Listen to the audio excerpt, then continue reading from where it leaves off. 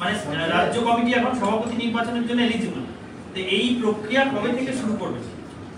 দেখুন, এই প্রক্রিয়া যেহেতু রাজ্য সভাপতি, এই প্রক্রিয়াতে কেন্দ্রীয় নেতৃত্বের সিদ্ধান্তের উপর নির্ভর করে।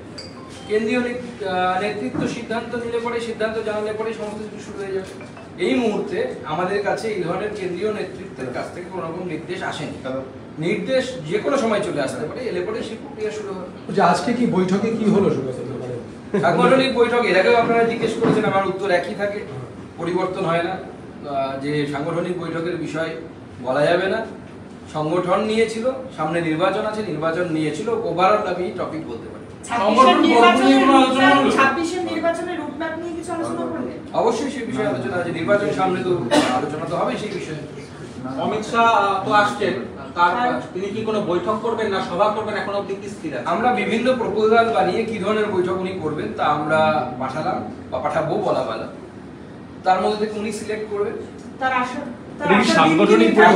আমি যেটা আগেও বলেছিলাম আপনাদেরকে, যেটা ঠিক আছে যে উনি 29 তারিখ রাত্রিবেলা কলকাতায় নামবেন, 30 তারিখ আমাদেরকে সময় দেবেন।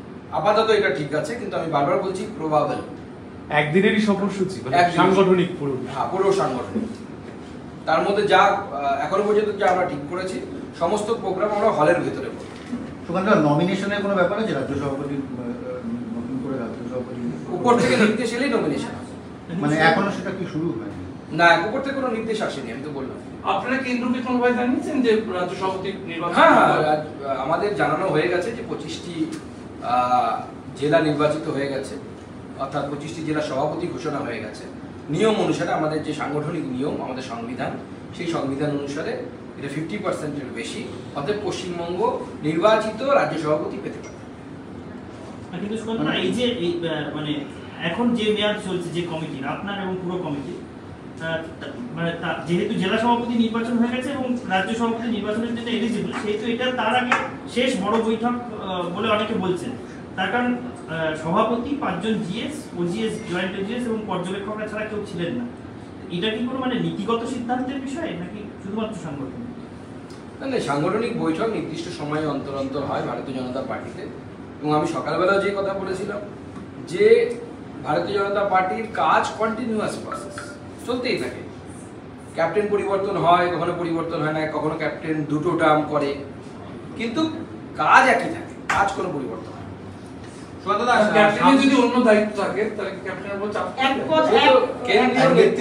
কেন্দ্রীয় নেতৃত্ব সমস্ত কিছু ঠিক করবে। কেন্দ্রীয় নেতৃত্বের সেই অধিকার দেয়া আছে, আমাদের সর্বভারতীয় সভাপতির হাতে সেই অধিকার আছে। অতএব সেই অধিকারে আমার বা আপনার কারোই সেখানে সীমা লঙ্ঘন করে টপকে ওখানে লাভ মারার কোনো প্রয়োজন নেই।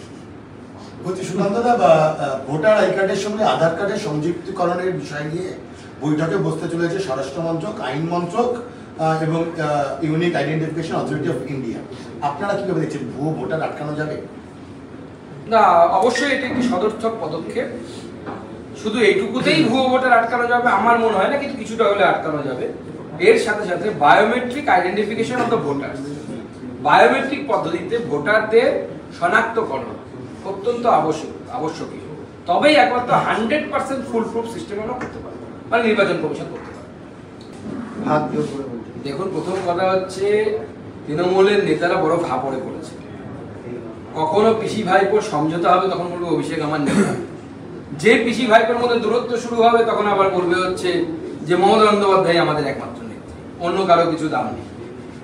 এই যে তৃণমূল কংগ্রেসের পারিবারিক সোপ অপেরা, পিসি এবং ভাইপোর মধ্যে সেই লড়াই, কে কার কাছে কে কার দূরে, এই যে মিষ্টি লড়াই, এই মিষ্টি লড়াই আমরা আনন্দ নিচ্ছি। আর কি মাঝে মাঝে স্ট্যান্ড পাল্টাবে তৃণমূল কংগ্রেসের নেতারা, আমরা দেখবো আর হাসবো, হাতটা কিন্তু আগামী।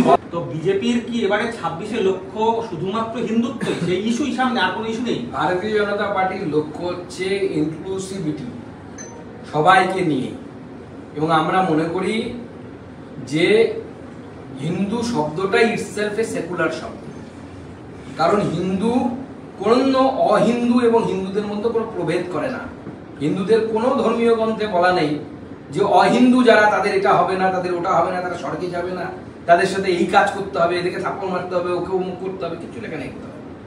সেজন্য হিন্দু শব্দটাই সেকুলার। সেজন্য আচার্য প্রফুল্লচন্দ্র রায় যখন লেখেন তিনি তো আরএসএস এর লোক ছিলেন না, তিনি তো এই বাংলায় বসে লিখেছিলেন যে হিন্দু হিস্ট্রি, কেমিস্ট্রির হিস্ট্রি তিনি লিখেছিলেন, হিস্ট্রি অফ হিন্দু কেমিস্ট্রি। তো আচার্য প্রফুল্লচন্দ্র রায় কি সাম্প্রদায়িক ছিলেন না? Hindu itself a secular word. এবং ভারতীয় জনতা পার্টির একমাত্র এজেন্ডা হচ্ছে উন্নয়ন, উন্নয়ন, উন্নয়ন, এবং তার সাথে দেশের সুরক্ষা অবশ্যই থাকবে। ভারতবর্ষের নাগরিক সবাই সসম্মানে তারা ভারতবর্ষে বসবাস করতে পারেন। যারা অনুপ্রবেশকারী তাদের এখানে থাকার অধিকার নেই।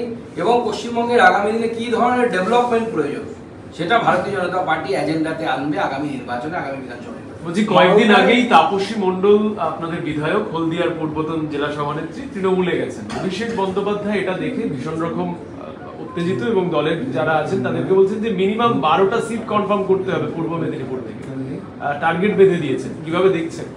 সে তো উনি টার্গেট বাঁধতেই পারেন, কিন্তু আমার মনে হয় না উনি ওখানে জিততে পারবেন। পূর্ব মেদিনীপুরের জনতা ভারতীয় জনতা পার্টির সাথে আছে। কে গেল কে এলো তাতে যায় আসে। হেরে গিয়েছে মালদার জন্য বিজেপি, কংগ্রেস এরা সুবিধা পেয়ে যাচ্ছে, সিপিএম সুবিধা পাচ্ছে। মালদার জন্য পৃথক বৈঠক করতে চান, সাংগঠনিক বৈঠক করতে চান অভিষেক। এবং মালদায় কি আদৌ এতে তৃণমূলের ফল ভালো হবে? আপনি মালদা দিয়ে নিয়মিত যান, বালুরঘাট। মালদা জেলা আমি হাতের তালুর মতো চিনি, এবং আমি বলছি মালদা জেলায় মুসলিম অধ্যুষিত বিধানসভাগুলো বাদ দিলে তৃণমূল কংগ্রেস কোথাও ভালো রেজাল্ট করতে পারে, একটি সিট জিততে পারে। আপনারা ভেবেছেন যে সমস্ত কিছু ক্রমশ প্রকাশ, এত তাড়াতাড়ি বলে দিলে এপিসোড চলবে না।